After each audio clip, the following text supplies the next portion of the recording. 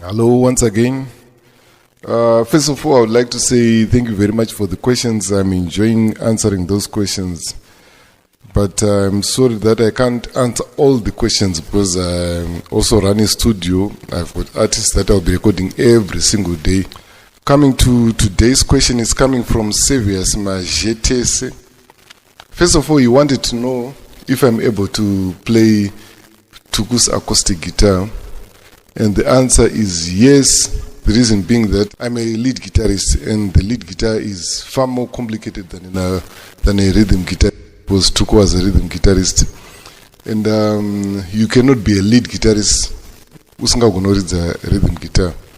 So yes, I can play his guitar lines. And he also wanted me to explain Tuku's acoustic guitar style. Okay? Tuku was a rhythm guitarist, but he preferred to play his rhythm guitar on the acoustic guitar, because an acoustic guitar has got a different sound from an electric guitar. And it's something that's done all across Africa. If you look at artists like Baba Mal, Salif Keita, Yosondo, and many African artists, they use an acoustic guitar for the rhythm guitar. Some even use it for the lead guitar. If you look at artists like Habib Koite.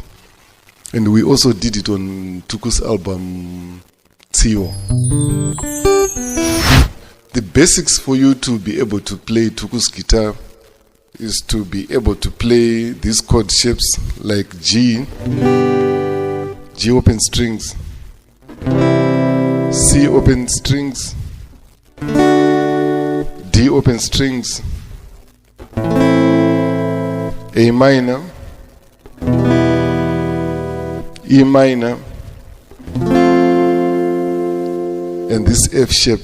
The reason why I included a lot of open strings is the fact that Tuku liked to play a lot of open strings. That's why he used the capo a lot, so that when he moves or when he changes the key, he will just still use open strings and then use a capo. You can watch my tutorial on the capo, you see what I mean.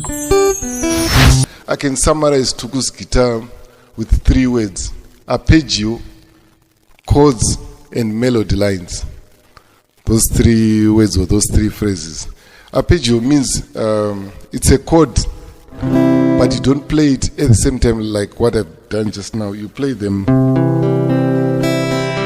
one by one. Do you know the arpeggio? Then my chords, of course, we know what a chord is. It's a combination of notes played together. And then we've got melody lines.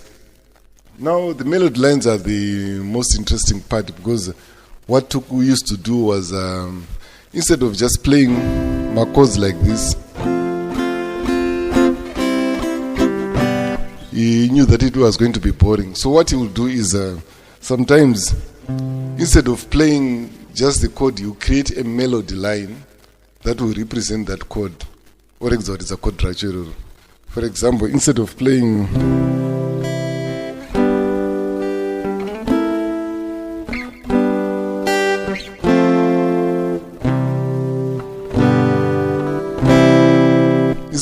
that, he played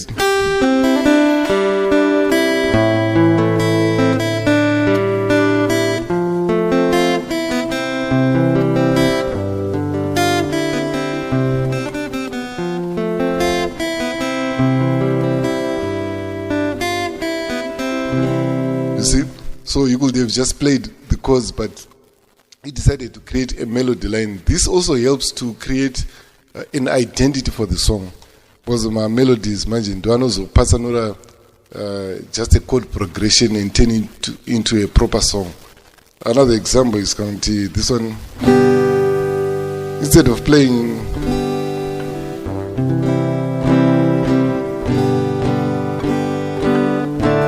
or whatever way, he played it like.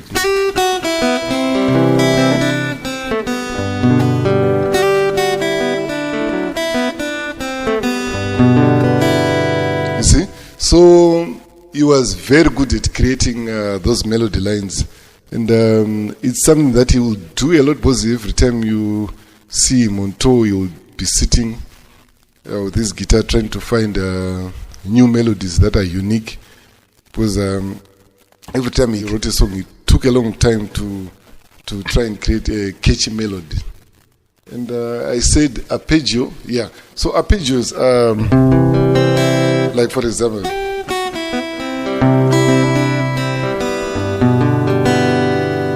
that's an arpeggio. Because it's a G chord. Instead of playing it, my strings Jessica one like this, he played it like, so that's an arpeggio. So he used arpeggios, chords, and melody lines. Of course, for the melody lines, you need to know your skill, and Tuku knew or understood his skills very much, and because of that, he was able to create very interesting melody lines. So, like I always say, it's boring to just talk personal kuridza magitara. So, I created my own Tukuish sound. So, I'm going to play it right now.